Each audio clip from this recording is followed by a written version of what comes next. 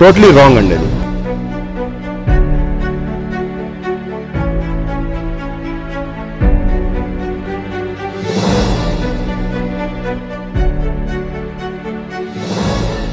నేను డిస్టర్బ్ అవును వాళ్ళని చెప్పి నాకు వద్దు, అసలు నాకు అస్సలు వద్దు. నమస్తే folks, welcome to my channel. Folks, కొన్నిసార్లు కొందరిని నమ్మి మరో అవకాశం ఇవ్వడం అనేది ఒక తూటా తగల్లేదని మరో తూటాకి బలవ్వడానికి సిద్ధపడమే. అసలు నేను ఈ మాట చెప్పడానికి గల కారణం రవితేజ సినిమాల విషయమే. రవితేజ టాలీవుడ్ లో ఈ పేరుకి సపరేట్ ఫ్యాన్ బేస్ ఉంది. ఎందుకంటే ఎలాంటి బ్యాక్గ్రౌండ్ లేకుండా ఇండస్ట్రీకి వచ్చి చిన్నా చితకా గుర్తింపు లేని పాత్రలు చేస్తూ ఆపై నటుడిగా ఆ తర్వాత కాలంలో స్టార్ హీరోగా ఎదిగి చాలా మంది అప్కమింగ్ నటీనటులకి ఆదర్శంగా నిలిచారు. అలా ఒకప్పుడు వరుస హిట్లు కొట్టిన రవితేజ ఇప్పుడు డిజాస్టర్ బాటలో ఉన్నాడు. ఇక అలా ఒకప్పుడు రవితేజకి మంచి మార్కెట్ ఉండేది గాని ఈ మధ్య తీస్తున్న అన్ని మూవీస్ ఫ్లాప్ అవడంతో ఎక్కువగా కొత్త డైరెక్టర్లకి అవకాశాలు ఇవ్వడం వల్ల ఇలా జరుగుతుందని, అందుకు తోడు కథల ఎంపికల్లో రవితేజ రాంగ్ స్టెప్స్ వేస్తూ రొటీన్ మాస్ కథల్నే ఎంచుకుంటున్నాడని 2017లో వచ్చిన టచ్ చేసి చూడు మూవీ నుండి స్టార్ట్ అయిన తన flop journey Amar Akbar Antony, disco Raja, Khiladi, Ramarao on duty, Ravanasura, tiger Nageswararao, eagle, mister Bachchan తో పాటు తాజాగా వచ్చిన మాస్ జాతర అని అన్ని movies back to back release అయి ఫ్లాప్ అవడంతో రవితేజ కెరియర్ డేంజర్ లో పడి ఓపెనింగ్స్ లేని పరిస్థితి వచ్చింది. ఇక ఈ సమయంలోనే స్టార్ హీరోల నుండి చిన్న హీరోల దాకా అందరూ డిఫరెంట్ కథల్ని ఎంచుకుంటూ విలేజ్ బ్యాక్ డ్రాప్ కథలు, పురాణాలు, పీరియాడికల్, హిస్టారికల్ లాంటి కథల్ని ఎంచుకుంటుంటే రవితేజ మాత్రం రొటీన్ మాస్ కథల్నే ఎంచుకోవడంతో ప్రేక్షకులు థియేటర్ కి వెళ్లే సాహసం చేయడం లేదు. ఇక అలా యావరేజ్ హీరోలు కూడా మంచి కథల్ని ఎంచుకుంటూ 100 కోట్ల క్లబ్ లోకి చేరిపోతుంటే రవితేజ మాత్రం ఇప్పటి వరకు 100 కోట్ల క్లబ్ లోకి ఒక్కసారి కూడా రాకపోవడం బాధాకరం. అలా ఒక సినిమా హిట్ 4-5 ఫ్లాప్లు అన్నట్లు పరిస్థితి ఉండడంతో ఇతని అభిమానులు రవితేజ కొత్త డైరెక్టర్స్ తో కాకుండా సీనియర్ డైరెక్టర్లతో సినిమాలు చేస్తే బెటర్ అని, కొత్త వారు భారీ బడ్జెట్ సినిమాల్ని హ్యాండిల్ చేయలేక తడబడుతున్నారని, ఇలానే కొనసాగితే రవితేజ త్వరలోనే సినిమాలకి గుడ్ బై చెప్పాల్సిన పరిస్థితి ఉంటుందనే వార్తలు కూడా వినిపిస్తున్నాయి. నిజంగానే రవితేజ తన సినీ కెరియర్ కి ఫుల్ స్టాప్ పెట్టబోతున్నాడా? రవితేజకి ఉన్న ఆరోగ్య సమస్యలేంటి? రామ్ గోపాల్ వర్మ వల్లే తన సినీ కెరియర్ నాశనమైందా? రవితేజ తన తమ్ముళ్ళని సినిమాల్లో ఎదగడానికి ఎందుకు సపోర్ట్ చేయలేదు అనే నమ్మలేని నిజాన్ని ఈ వీడియోలో చెప్పడానికి నేను ప్రయత్నిస్తాను. మీరు మాత్రం ఈ వీడియోని పూర్తిగా చూడండి. హే గైస్, జస్ట్ మీరు 99,000 పెట్టి మంత్లీ 1,20,000 వరకు ఎర్న్ చేయొచ్చు. ఎలానో చెప్తా, వీడియోని లాస్ట్ వరకు చూడండి. రీసెంట్ గా మన సౌత్ ఇండియాలో వైరల్ అవుతున్న ఈ బేబర్ కెఫే గురించి నేను చెప్తున్నా. ఈ ఫ్రాన్సిస్ ఎస్టర్డే మన ఐజాలో బృందావన్ రెస్టారెంట్ లో కూడా ఓపెన్ అయింది. వీళ్ళ స్పెషల్ వచ్చేసి తందూరి చాయ్. ఫర్ ది ఫస్ట్ టైం ఈ తందూరి చాయ్ ని మన సౌత్ ఇండియాలో ఇంట్రడ్యూస్ చేసింది కూడా బేబర్ కెఫే వాళ్ళే. అండ్ ఈ తందూరి చాయ్ మేకింగ్ ప్రాసెస్ చాలా నేచురల్ గా ఉంది. వీళ్ళు ప్లాస్టిక్ మరియు పేపర్ గ్లాస్ ని వాడకుండా మంచిగా మట్టితో చేసిన పాట్ గ్లాస్ ని వాడుతారు. ఇంకా టేస్ట్ విషయానికి వస్తే టేస్ట్ మాత్రం వేరే లెవెల్ గా ఉంది. ఒక్కసారి తాగితే మీరు కూడా అబ్బా అని అనాల్సిందే, అంత బాగుంది టేస్ట్. అండ్ ఈ మట్టి గ్లాస్ లో తాగడం వల్ల మీరు చాలా హెల్తీగా అండ్ ఫిట్ గా ఉంటారు. అండ్ వీళ్ళ దగ్గర తందూరి చాయ్ తో పాటు బేబర్ చాక్లెట్ చాయ్, ఇలైచీ చాయ్, గ్రీన్ టీ, బెల్లం టీ, కాఫీ, మసాలా చాయ్ కూడా ఉన్నాయి. జస్ట్ 99,000 కి వీళ్ళు కంటైనర్ తో సహా టోటల్ సెటప్ చేసి ఇస్తారు. మీరు కూడా ఈ ఫ్రాన్సిస్ పెట్టి మంచిగా ఎర్న్ చేయాలనుకుంటున్నారా? మరి లేట్ ఎందుకు, వెంటనే స్క్రీన్ పైన ఉన్న నెంబర్ కి ఇప్పుడే కాల్ చేయండి. అండ్ ఇలాంటి క్రేజీ వీడియోస్ కోసం మన అకౌంట్ ని ఫాలో చేయండి. ఇక వివరాల్లోకి వెళితే రాజగోపాల్ గారు తూర్పు గోదావరి జిల్లాలోని జగ్గంపేటలో జన్మించారు. ఇతను రాజ్యలక్ష్మి అనే ఆమెను పెళ్లి చేసుకోగా వీరి అన్యోన్య సంసారానికి గుర్తుగా రవితేజ, రఘు, భరత్ అనే 3 కొడుకులు జన్మించారు.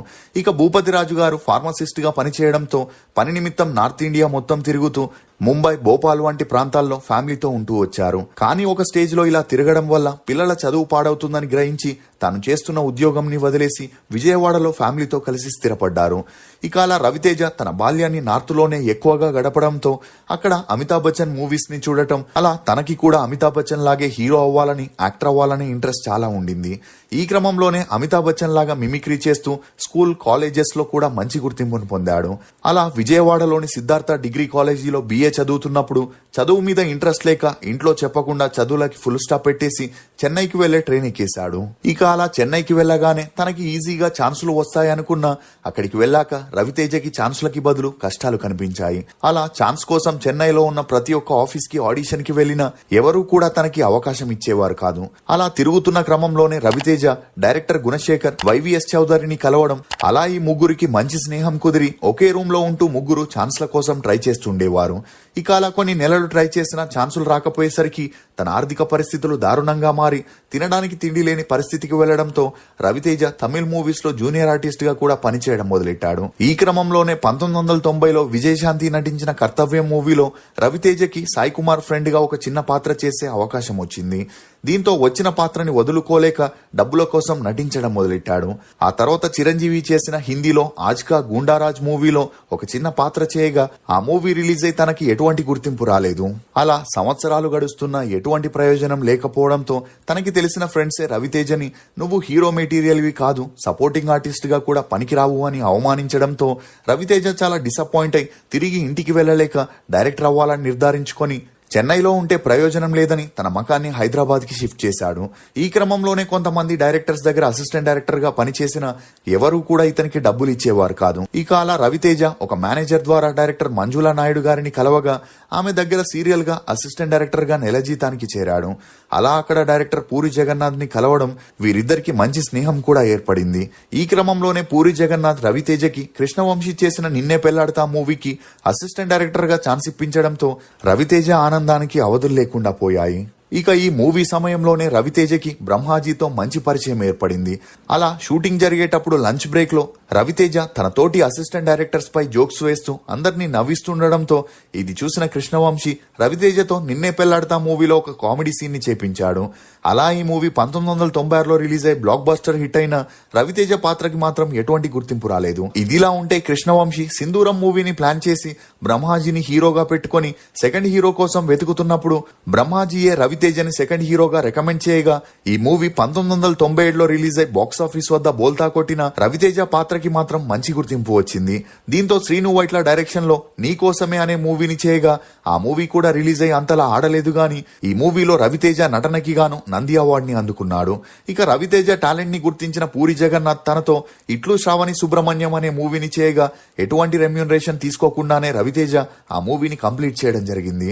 అలా ఈ మూవీ 2001లో రిలీజ్ అయి కమర్షియల్ గా హిట్ అయిన రవితేజకి స్టార్డమ్ ని తీసుకురాలేదు గాని అతన్ని ప్రామిసింగ్ హీరోగా నిలబెట్టింది.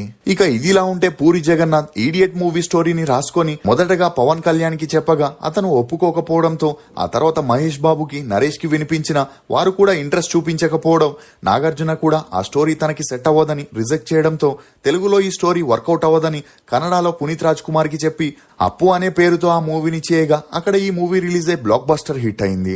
దీంతో ఇదే మూవీని తెలుగులో తీయాలని తనకి మంచి క్లోజ్ ఫ్రెండ్ గా ఉన్న రవితేజకి స్టోరీ చెప్పగా అందుకు అతను ఇమీడియట్ గా ఒప్పుకొని ఆ మూవీని 3 నెలల్లోనే కంప్లీట్ చేసి 2002లో రిలీజ్ చేయగా ఈ మూవీ ద్వారా రవితేజ రాత్రికి రాత్రే స్టార్ హీరోగా మారాడు. ఆ తర్వాత చేసిన ఖడ్గం, అమ్మా నాన్న ఓ తమిళమ్మాయి బ్లాక్ బస్టర్ హిట్ అవ్వడంతో హ్యాట్రిక్ హీరోగా మారి రవితేజకి మాస్ మహారాజా పేరుని కూడా తెచ్చిపెట్టింది. దీంతో అప్పటి నుండి రవితేజ తన కెరియర్ లో వెనక్కి తిరిగి చూడాల్సిన అవసరమే రాలేదు. అలా Kittu, Bengal tiger, Raja the great, crack, Dhamaka, రావణాసురుడు అని హీరోగా 60 సినిమాలకి పైగా యాక్ట్ చేస్తూ హైయెస్ట్ రెమ్యూనరేషన్ తీసుకునే హీరోగా ఎదిగాడు.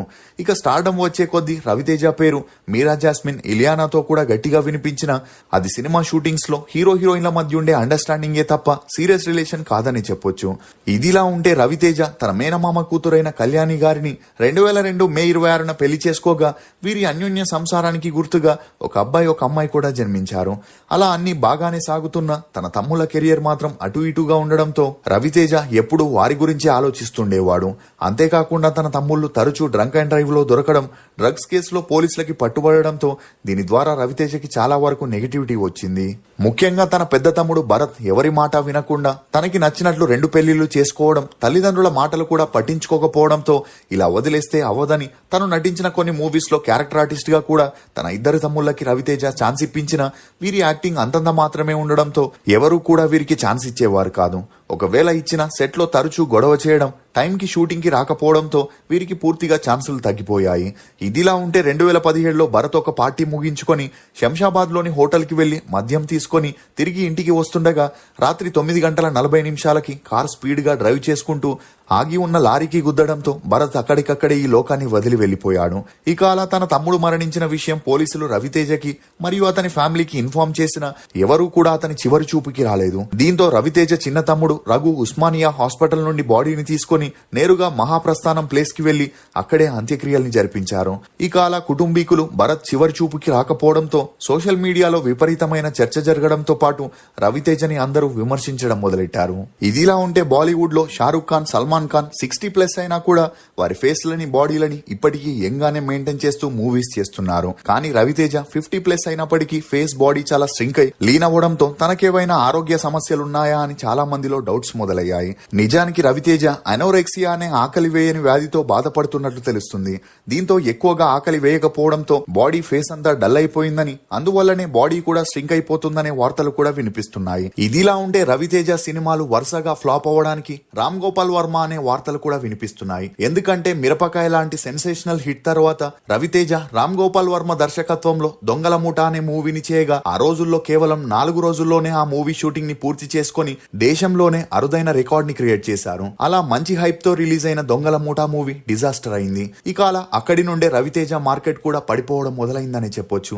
దీంతో రామ్ గోపాల్ వర్మ హ్యాండ్ మామూలుది కాదని, ఆ హ్యాండ్ వల్ల మంచి క్రేజ్ లో ఉన్న రవితేజని కూడా కిందికి నెట్టేసిందని, దొంగల ముఠా తర్వాత రవితేజకి హిట్ సినిమాలు వచ్చాయి గానీ స్టార్ స్టేటస్ ని మళ్లీ వెనక్కి రప్పించలేకపోయిందని నెటిజన్లు తమ అభిప్రాయాన్ని వ్యక్తం చేస్తున్నారు. ఇదిలా ఉంటే ఇప్పటికే 57 ఏళ్లైన రవితేజ తన సినిమా కెరియర్ ని 1990లో స్టార్ట్ చేయగా ఇప్పటికే తనకి 35 ఏళ్ళు అవడంతో వరుసగా సినిమాలు చేస్తూ అవి రిలీజ్ అయి ఫ్లాప్ అవ్వడం, అందుకు తోడు తన బాడీ ఫేస్ వయసు మీద పడినట్లు కనిపించగా ఇది చూసిన నెటిజన్లు ఇకపై రవితేజ సినిమాల్లో నటించడని, తన కెరియర్ కి ఫుల్ స్టాప్ పెట్టబోతున్నాడనే వార్తలు వైరల్ అయ్యాయి. అలా ఈ వార్తలు వైరల్ అవ్వడంతో స్పందించిన రవితేజ తన ఊపిరున్నంత వరకు సినిమా ఇండస్ట్రీని వదిలి వెళ్లనని, చావైనా బ్రతుకైనా ఇక్కడేనని, ఇకపై జనాలకి నచ్చే మూవీస్ చేస్తూ వారిని ఎంటర్టైన్ చేస్తానని చెప్పినా మాకైతే నమ్మకం లేదు దొర అన్నట్లే అభిమానులు, నెటిజన్లు తమ అభిప్రాయాల్ని వ్యక్తం చేస్తున్నారు. మీరు రవితేజ నిర్ణయంపై ఏమనుకుంటున్నారో మీ అభిప్రాయాన్ని కమెంట్ సెక్షన్ లో తప్పకుండా తెలియజేయండి. ఫోక్స్, మనం తీసుకునే ఒక చిన్న నిర్ణయం మన గతాన్ని కాకుండా భవిష్యత్తుని కూడా మార్చేయొచ్చు.